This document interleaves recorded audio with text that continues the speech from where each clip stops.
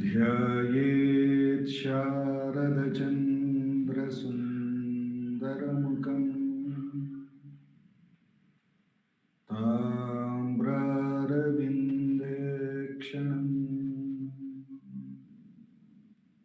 भक्ताभीष्टवराभयप्रदकरम् कौपीनमात्रोज्ज्वलम् स्वात्मानन्दरसानुभूतिविवशम्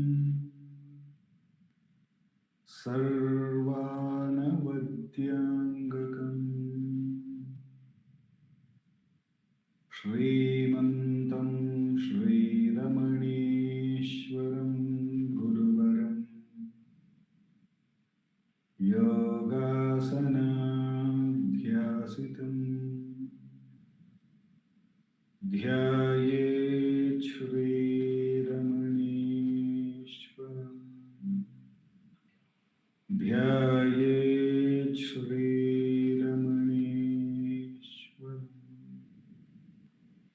ध्यायेत् श्रीरमणीश्वरम्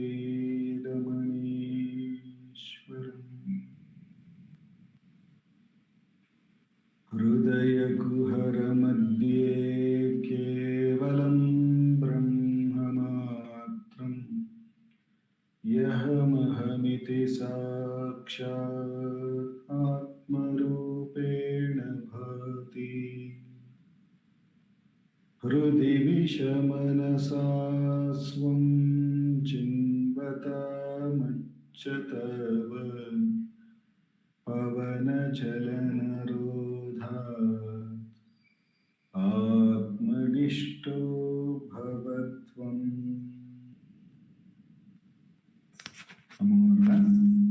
We will commence today's Friday's Atma Vicharam by listening to Bhagavan's Upadesham. As usual, I will be reading Bhagavan's answers on the subject matter of self-inquiry from the book Ramana Answers, Self-Inquiry 1900 to 1950. It's a compilation of all the answers given by Bhagavan on the questions put to him about Atma Vichara. The compilation has been done by our founder, President Sri A.R. Natarajan ji. After reading to this week's question answer and contemplating, meditating on it by the grace of the Master, then we will have a 20 minutes Atma Vichara. Then Sarada Akka, our President, would be talking about Atma Vichara as it has been contemplated in the book Ramana Gita, a compilation of all the questions and answers, questions by many devotees and answers by Bhagavan in Sanskrit by Ganapati Muni. And finally, we will have the concluding prayers to Bhagavan. We have been looking at the question answers between 1936 to 1950, and we have reached the 42nd question in this book, in which the devotee asks. It is a continuation more so of the previous week's question, which I will read. Last week, we had looked at the question, devotee, are not individuals modification of the self, just as ornaments are of gold? Maharshi, when a man speaks in terms of ornaments, ignoring their substance gold, he is told that they are gold. But here the man is conscious and speaks of himself as its modification. Do you remain apart from the self that you speak of yourself as its modification?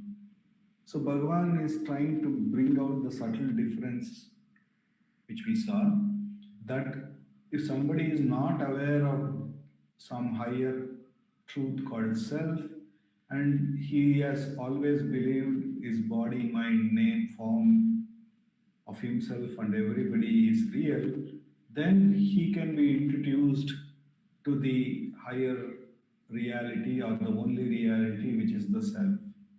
However, here the questioner seems to be conscious of the self and trying to say, is not the body mind only a manifestation of the self? Then when one is so conscious, he should have been conscious of his higher truth, not of the one which is transitory in nature. Therefore, Bhagavan doesn't allow him to make that claim, and therefore, which is a general approach the ego takes, that it still wants to have the name and form and claim that it has the knowledge of the self. Bhagavan doesn't approve of it, and he shows where the error lies in that approach, that because one is still acting conscious, then he should be completely conscious of the truth, not something that the imaginary I or the individual ego is there, but it is only a manifestation of the truth. That kind of an identification and holding on to the ego identity is not correct, says Bhagavan there. We'll continue to look at the next question and answer. The devotee says, cannot gold be imagined to say that it has become an ornament? So he is trying to say, okay, fine, there I understand what you are trying to say, but it is not the ego which is trying to become conscious to say that everything is a manifestation. Cannot the self itself be making that claim, because it is the gold? Can gold not be making the claim that it has become an ornament, is the argument put. So I'll read the question. Cannot gold be imagined to say that it has become an ornament? To which Bhagavan says, being insentient does not say so, but the individual is sentient and cannot function apart from consciousness. The self is pure consciousness, yet the man identifies himself with the body, which is itself insentient, and does not say, I am the body, of its own accord. Someone else says so. The unlimited self does not. Who else is he that says so? So, a spurious I arises between the pure consciousness and the insentient body and imagines itself limited to the body. Seek this, and it will vanish as a phantom. That phantom is the ego, or the mind, or the individuality. I'll repeat Bhagavan's answer. The question is, cannot gold be imagined to say that it has become an ornament? Being insentient, it does not say so. But the individual is sentient and cannot function apart from consciousness. The self is pure consciousness. Yet the man identifies himself with the body, which is itself insentient, and does not say, I am the body, of its own accord. Someone else says so. The unlimited self does not. Who else is he that says so? A spurious I arises between the pure consciousness and the insentient body and imagines itself limited to the body. Seek this, and it will vanish as a phantom. That phantom is the ego, or the mind, or the individuality. Here, Bhagavan correlating the ornament to be the body, is saying the body doesn't claim anything. The body doesn't make any statements that it is gold or is it ornament, it is ornament. Neither of these two claims are made by the body, because it is totally insentient. If I look at any part of my body, it is not making any claims that it is an individual or it is the self. It is just as inert as this mobile phone, as inert as any of the walls here, right? But somehow it seems to be moving, functioning because of the various, because of the presence of the self. Now, Bhagavan is trying to say that being insentient, this body, it is not making any claim, register it, and there is somebody who is making the claim within. Look at that. And look at the self. The self, he's this entity which is making the claim is also an object to the inner consciousness. Therefore, the entity which is rising and making the claim that the self has become the body, all that statement, the one which is trying to make, is also being witnessed by that one self. Therefore, even observe that, and that one self, that pure being consciousness, here and now, it may be aware of this claim being made, but itself is not making any claim. Like the body is not making any claim, even the pure self is not making any claim. Recognize that is which is there, says Bhagavan. Therefore, something in between this body and the consciousness is rising and making all the claim. And he is the troublemaker. And eyes may see some reflected air on a far away on the road or on an open space, and it is just showing whatever the reflected air and the reflected light, the way it is appearing. The self might have given the attention, but it in between the ego claims that looks like there is some water out there and tries to make a plan to go towards it or go away from it, whichever way. But that spurious entity, the mind, assumes many things, and that is the one which is now trying to say that the gold has become the ornament. Neither the ornament is making the claim, nor the gold, because it is already gold, has to make the claim. Neither the ornament has to make the claim that it is gold, because it is gold. Neither the gold has to make the claim that it is gold, because it is very much the gold. Somewhere, something in between, something spurious is rising and making a claim. Why is that spurious thing required? We need to inquire. What happens if we entertain that spurious thing? We should inquire. That is what Bhagavan is asking here for us to do.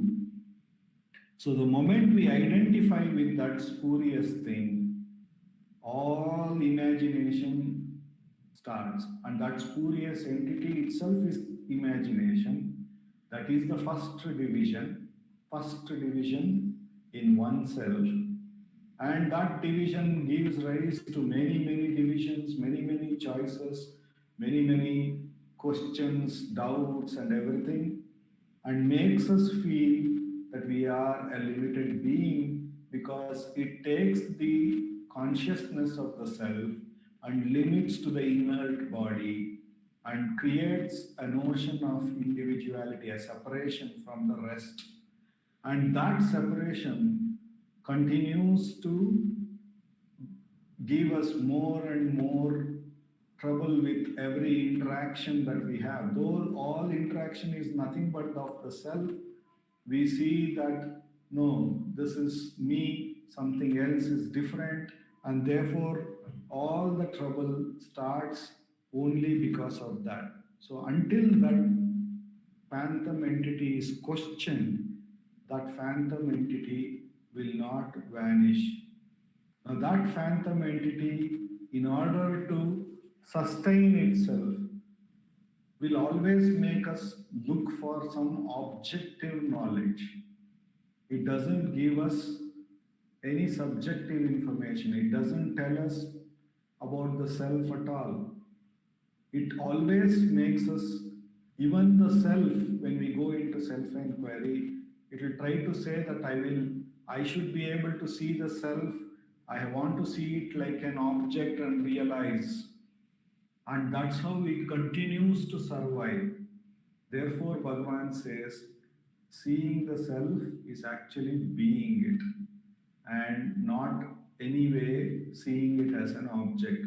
And moment if that idea creeps in us that we will be able to see the self, we should see that that is again an ego which is trying to whom is this thought, to whom is this need to see the self as this as an object. We need to question, and the answer will come. It is for me, and thereupon we should inquire, who am I, and get back to that pure being consciousness, which alone is here and now.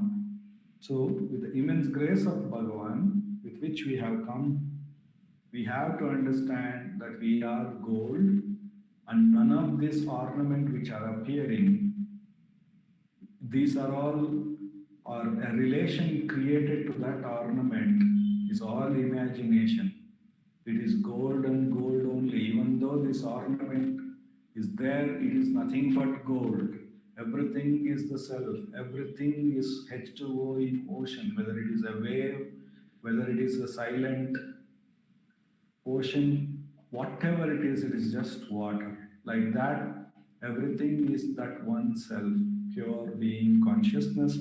The divisions that are created is imaginary, and therefore we need to question the imagination, because the one who is imagining himself is a part of the imagination. And by only questioning his reality, by questioning who am I, then when we trace it back to the source, to that pure being consciousness, all that is imagined, all the divisions that are imagined is absorbed along with the imaginer into the one truth, the gold or the self. And that is the direct way to experience the self, not seeing it as any other object or trying to see it as any other object, says Bhagavan here. The immense grace of Bhagavan, with which alone we have come to this most direct path. For the next 20 minutes, let us do Atma Vichar.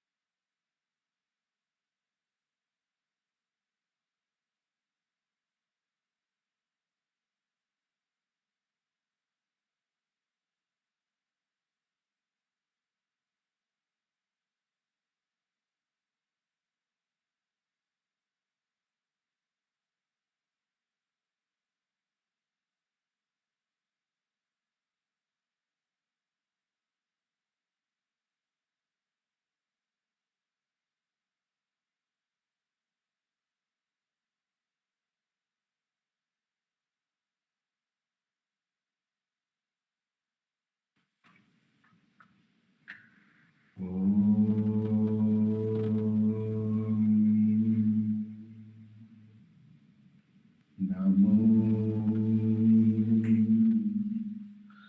Bhagavate Preramanaaya.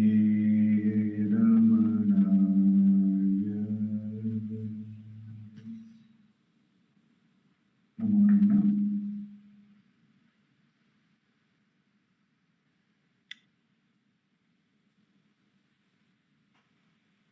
Okay.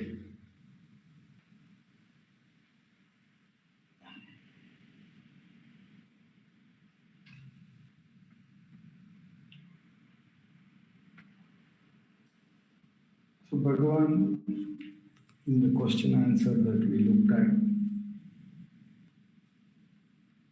is trying to show how what is only pure gold.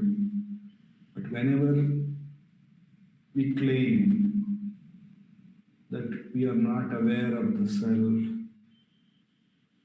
then the one which is claiming is the spurious entity who has to be inquired. If we don't do so and take his claim to be real, if we attribute reality to that claim, then we are going to face a lot of bewilderment, because that entity who is making the claim himself is very spurious, and all the things he continues to imagine is again spurious. So we are going to get into the whole whirlpool of imagination.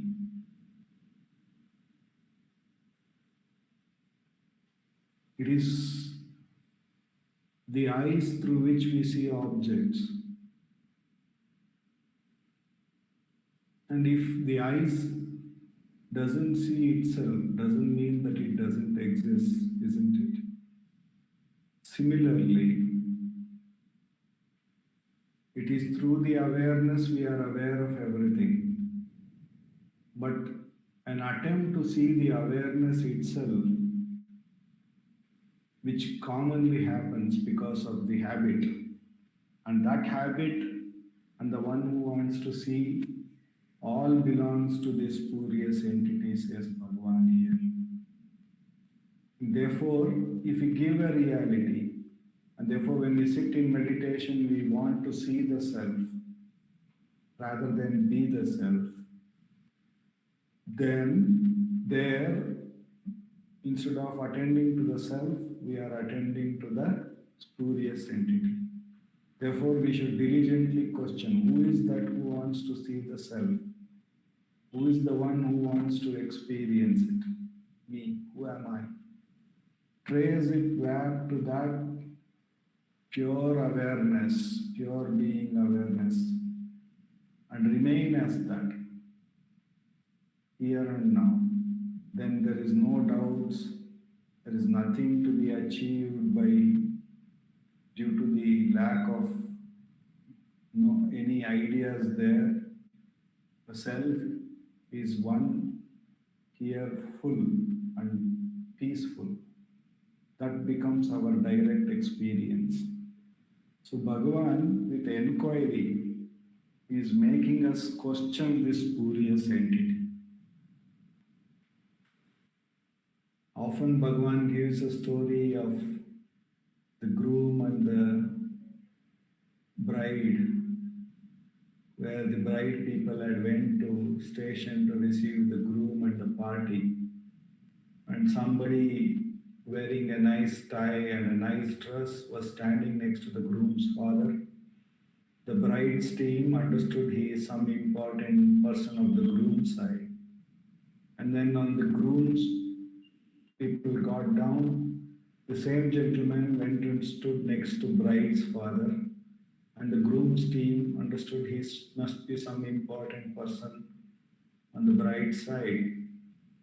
And once the marriage started, this man was always complaining about everything. This story resembles that of the ego. Though the body doesn't make any claim, it is inert and silent. Though the pure consciousness, being fully sentient, is indifferent to everything.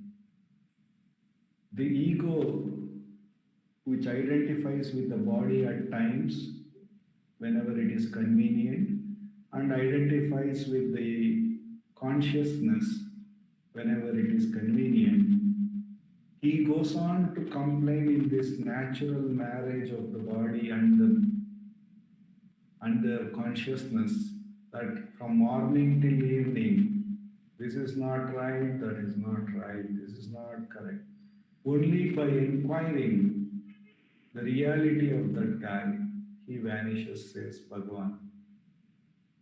So that is what came to me when I looked at this again. So now that Sharda is here, we will listen to her about Atma Vichara as it has been contemplated in Ramana Gita.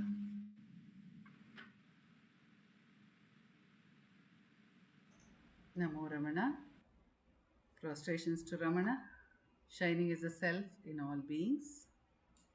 We are contemplating on the verses of Ramana Gita, chapter 6. Now we are on chapter 6, which is mind control. And in the beginning, Bhagavan told us that in mind control, the first verse, we find that Bhagavan himself is speaking about mind control, just the way he has been speaking about the spiritual heart. He says, because the Muni continues, Nirupya Hridaya Saivam Tattvam Tattvavidamvaraha Manaso Nigraho Upaya Avadat Ramano Munihi. Manaso Nigraho Upayam Avadat Ramano Munihi. Then, in order to give us the means of mind control, Bhagavan continued to speak thus. Who he is? Tattvavidam Varaha, the foremost among knowers of truth, says Muni.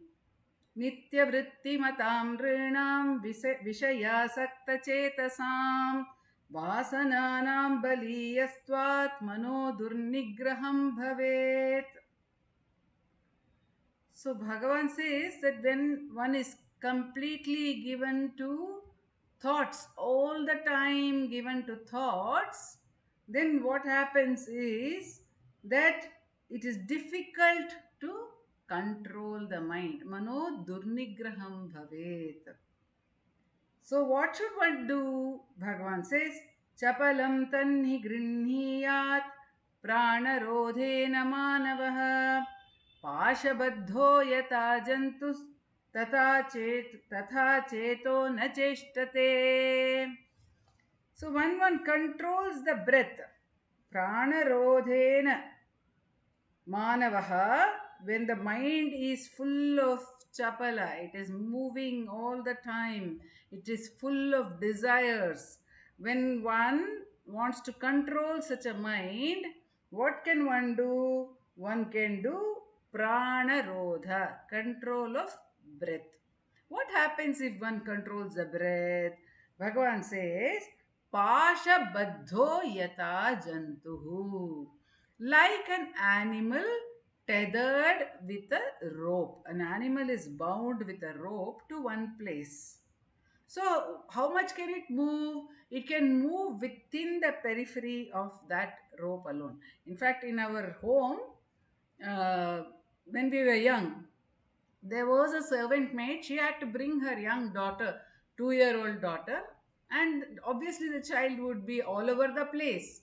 While the servant maid worked, she would tie her daughter with one long rope to one of the places near that. There we had a small shrine over there in my grandfather's house.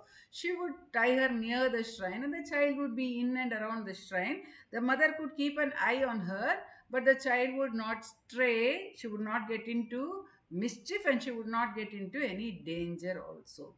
So Bhagavan says, Pasha baddho yata jantuhu tatha Cheto na cheshtate. It does not do any mischief. Cheshta.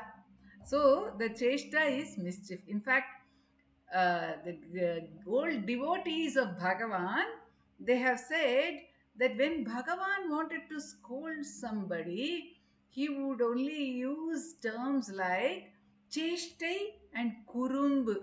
இது என்ன குறும்பு என்ன சேஷ்டை? What is this unnecessary movement? Beyond this, he would never scold anyone. So the cheshtate, the cheto na cheshtate, the mind will not be up to any mischief. It will be like a tethered animal, says Bhagavan. Now, Bhagavan has given this example of a cow which is tied up. He says if a cow is used to going to its neighbor's pastures and going on eating the grass in the neighbor's pasture, then what happens? The neighbor, of course, is not interested in his pasture being eaten up by another cow. So he will beat the cow in order to discourage it from coming and eating grass in his place. So even if he beats the cow will come back running to its own home, taking beatings, finding it difficult. So this is the way the mind moves outside, externally. The mind keeps moving. It gets beaten, meaning it finds itself in sorrowful situations, in difficult situations. It finds itself, and therefore it comes back, it retreats back. Where does it go back? To its home, which is the source, which is the self. How does it go back to the self? It goes to sleep. That's all. What else can it do? At the end of a day, absolutely tired by its roamings and all the beatings that it has taken during the course of the day, it just subsides and goes to sleep. Then again, but due to the force of habit and due to not knowing the bliss of being in its own source, it moves out. Again, it goes the next day to the same pasture. Now, Bhagavan says if such a cow is tied up by the master, because it's going to the neighbor will complain, isn't it? Oh, why is your cow coming and eating my grass? So the master ties up the cow. Now when the cow is tied, so long as it is tied, it will remain in its own homestead because there is no other way for it. Or if you see that if it may even try to break free from the rope and run away at the least excuse or at the earliest possible opportunity, it will move back out into the world. So Bhagavan is saying, okay, you want to control the mind, you control it, but then you understand the limitations of mind control. Mind control is not the purpose of sadhana. If at all mind has to be controlled, it has to be controlled in order to make it conducive to do self inquiry. This is what Bhagavan says in the next verse.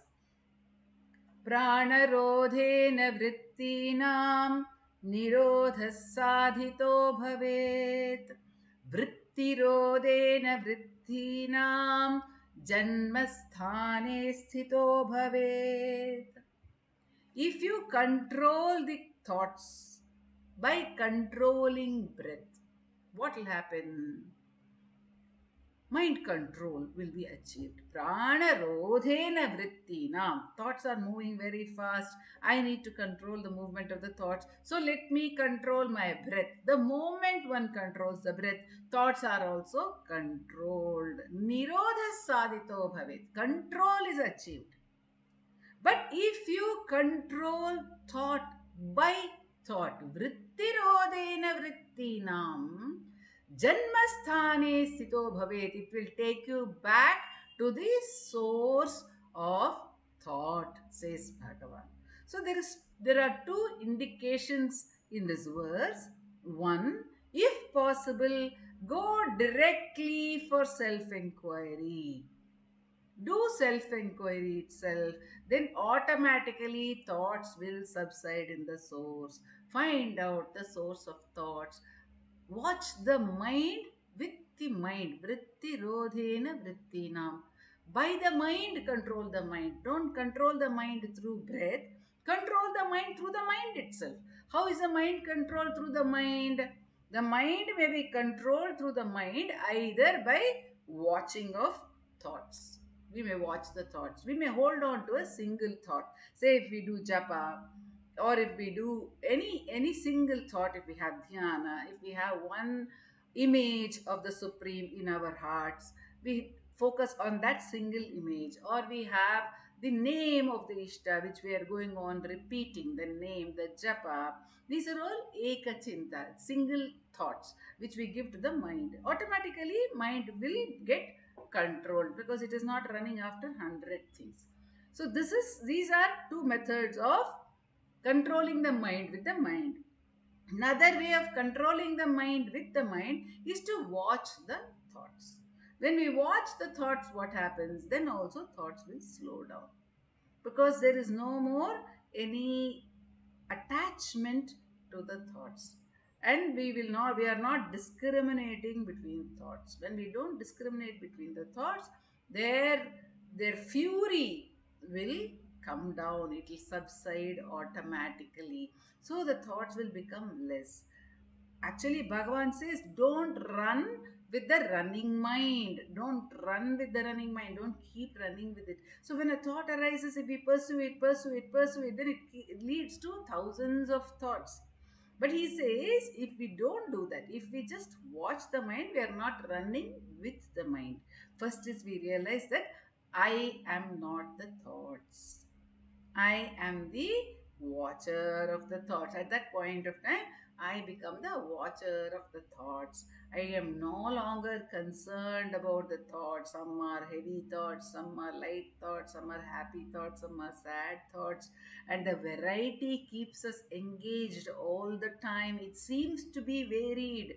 We feel we have varied thoughts every moment. This thought is different from the previous thought. So we are giving it attention. Actually, they're all just the same, they're all only thoughts. So when we start watching them, we realize they're only thoughts. It's just like one traffic going on the road. Why should we be concerned with it?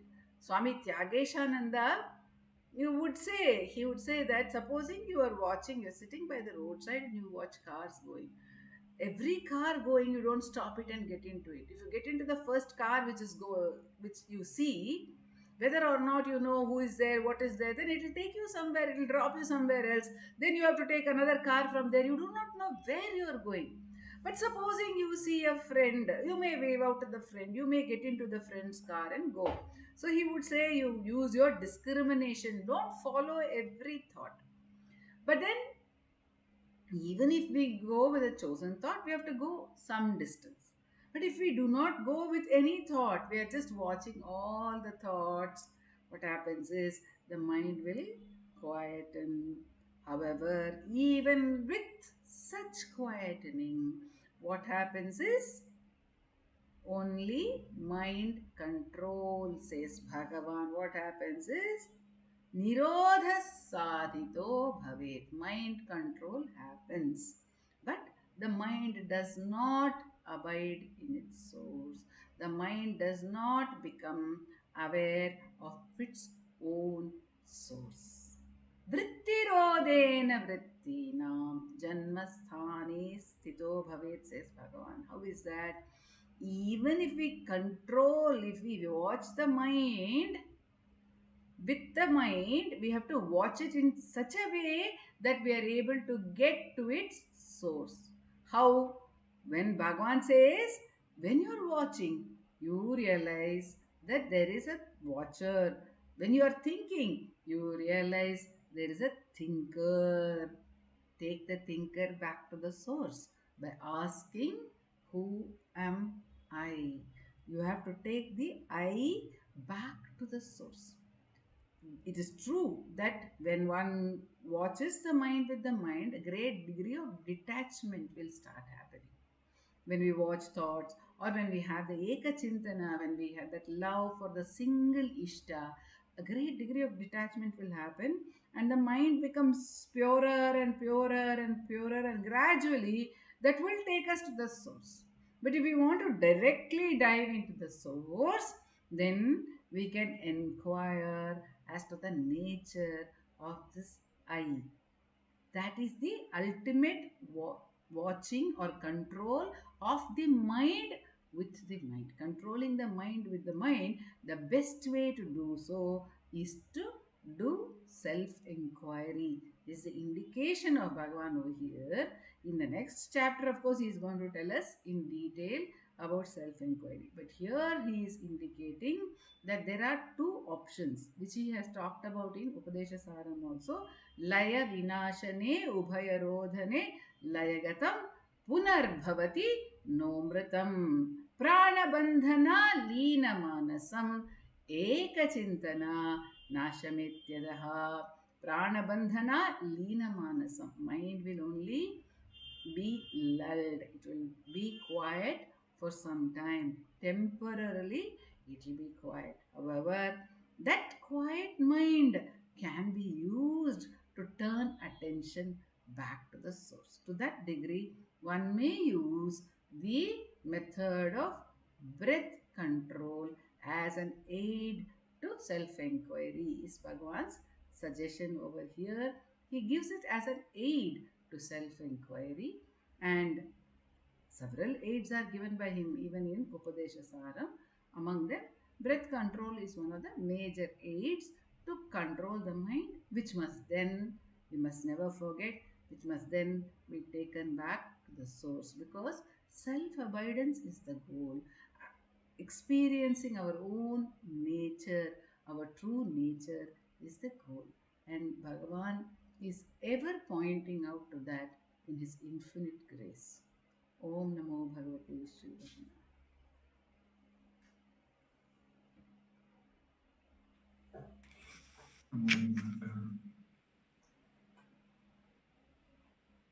अपार सच्चित् सुखवारिदाशे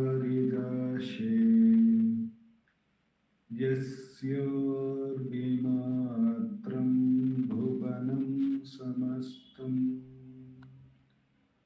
गुहाहितं तं रमणं गभीरम् चिन्मयम्